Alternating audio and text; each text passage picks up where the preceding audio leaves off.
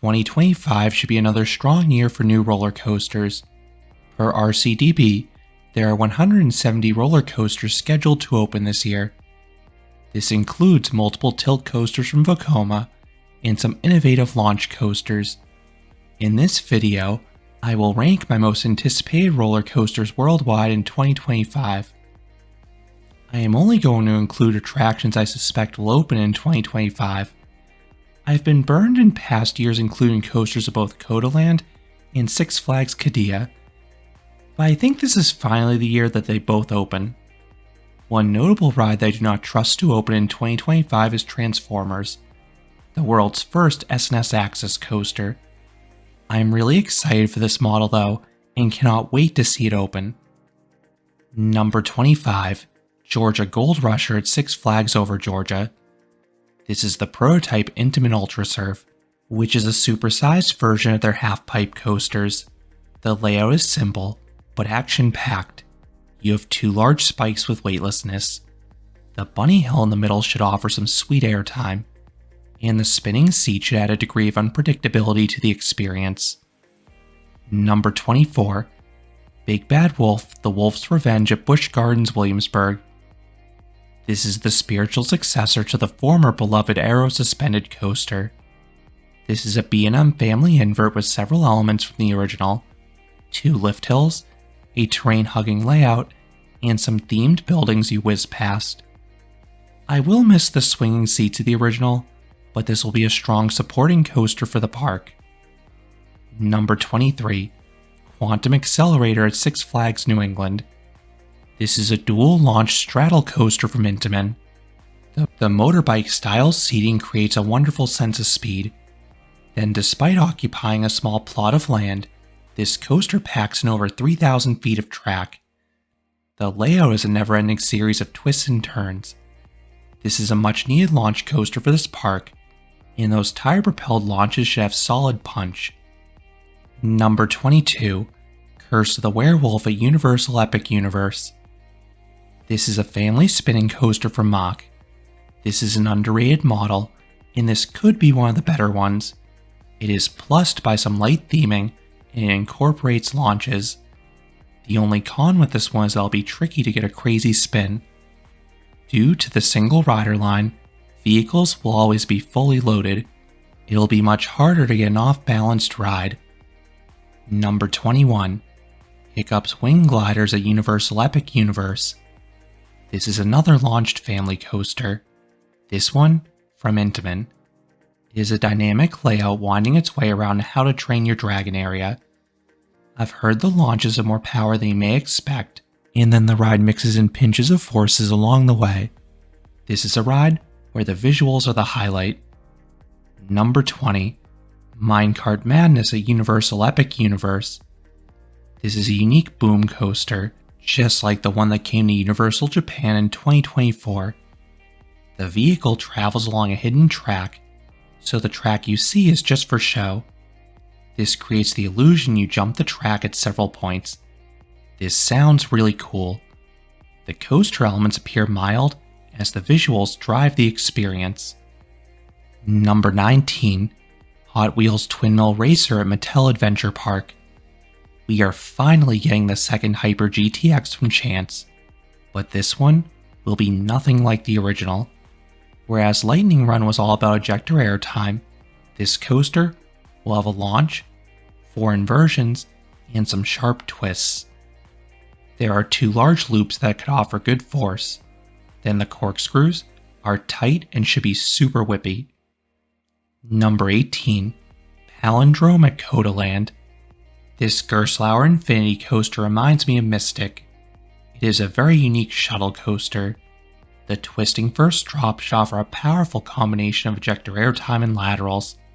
Then, you have 2 inversions that look loaded with hang time. This should be particularly sweet and disorienting in reverse. Then the far spike should offer some weightlessness as it reverses your direction. The coaster may be short in track length, but the shuttle nature makes it a more complete experience. Number 17, Mechalodon at Walibi, Belgium. This is a long triple-launched Gerstlauer family coaster. the ride is a cool setting on the water. Not only that, the layout is packed with airtime hills, and those who have ridden it already have said it has some sneaky good negative Gs. Number 16. Spitfire at Six Flags Qiddiya. This Intamin launch coaster looks like a mashup of Pantheon, Mr. Freeze, and Red Force. The swing launch sequence should feel like Pantheon's, complete with a bunny hill and a large spike. Then this rides an inverted top hat much like Mr. Freeze.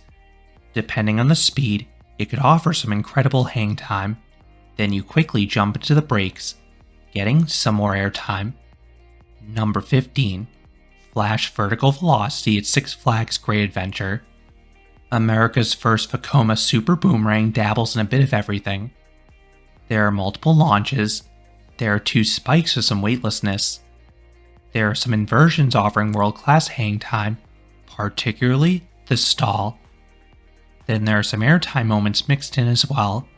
Add in onboard audio, and this coaster looks to be the complete package outside of its dreadfully low capacity. Number 14. Rapterra at King's Dominion. This is a launched B&M wing coaster. That launch looks powerful, then the layout looks to carry great speed as you wind your way through Jungle Expedition. I like how the elements are a bit different than your other wing coasters, but it still throws in the familiar hang time filled barrel roll towards the end. I have heard this coaster could be a bit bouncy on the outside seats though. Number 13. Wrath of Rakshasa at Six Flags Great America. This could be the best paced B&M dive coaster. After a beyond vertical plunge at the start, this coaster charges through 5 inversions.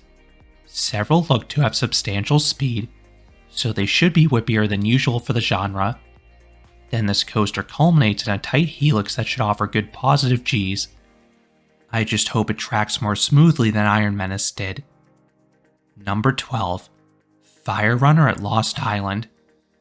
This is an RMC Raptor very similar to Stunt Pilot at Silverwood.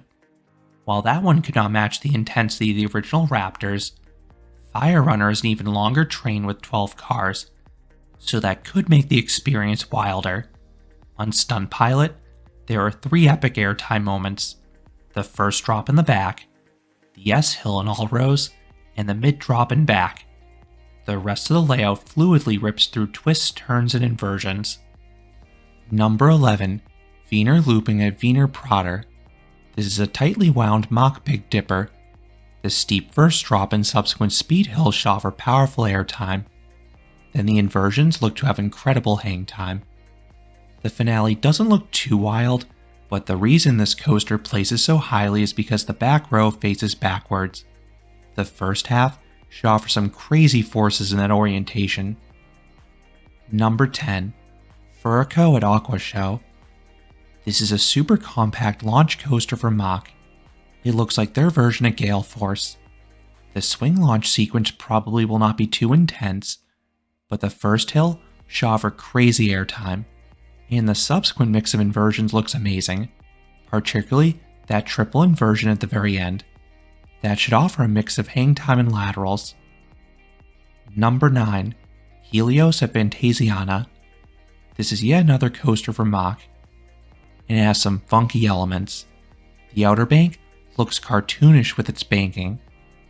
Then the inversions later in the ride are taken very slowly, so they should offer phenomenal hang time. And the entire second half winds around a themed station building, which should elevate the experience. Number 8. Colossus at Six Flags Qiddiya.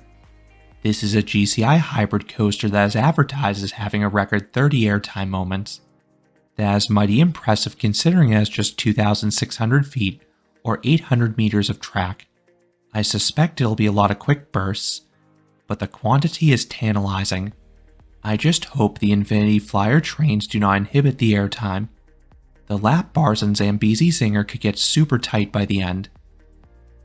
Number 7. Yoi at Walibi Holland. This is a dueling set of Raptors from RMC. The green side is the thrill side. This has 6 inversions, several of which should offer wonderful hang time. Then the blue side is the chill side, which focuses more on airtime. I've heard the negative Gs are good, but not quite as intense as other RMCs. Then the whole experience is made by the two tracks interacting with each other.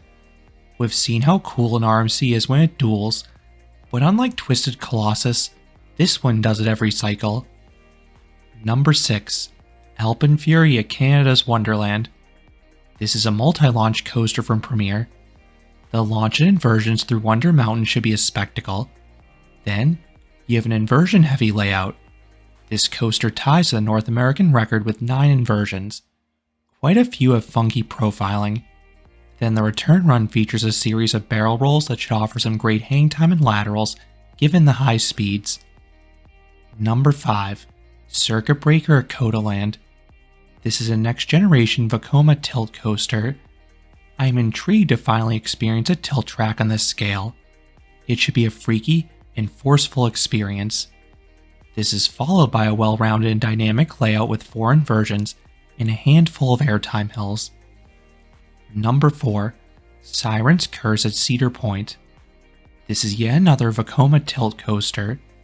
This one has a twisted drop, which should throw in some laterals. Then the rest of the layout is more ambitious than the prior ride. While it has half the inversions, it has over a dozen airtime moments. Number 3. Iron Rattler at Six Flags Qiddiya. This is the third and final Vekoma tilt coaster to open next year, but this one is far larger. It has the heights of a hypercoaster. Then the layout throws in 5 inversions. The stall into the barrel roll down drop, and then the double zero G roll, both look to offer world-class hang time. Then this coaster also mixes in no shortage of airtime hills, particularly in the second half. Number 2. Stardust Racers at Universal Epic Universe. This is a dueling multi-launch coaster from Mach. The interaction of the two trains looks incredible. They have heard the layout is jam-packed with powerful and aggressive ejector airtime. Add in that ultra-unique and disorienting Celestial Spin inversion, and this looks like it could be a strong contender for Orlando's best roller coaster. And coming in at number 1 is Falcon's Flight at Six Flags Qiddiya. This Intamin roller coaster will shatter every notable coaster record upon opening. It will be the world's tallest, fastest, and longest coaster. The outward leg looks like your standard Intamin Hyper, which alone should be great. Then you have a long launch up a cliff, and then a gigantic launch-assisted drop back down the cliff. This is followed by a camelback that alone is taller than any other roller coaster out there, and then you have a series of hills and turns to showcase the speed. Those are my 25 most anticipated roller coasters in 2025. What is your most anticipated coaster this year? Let me know down in the comments.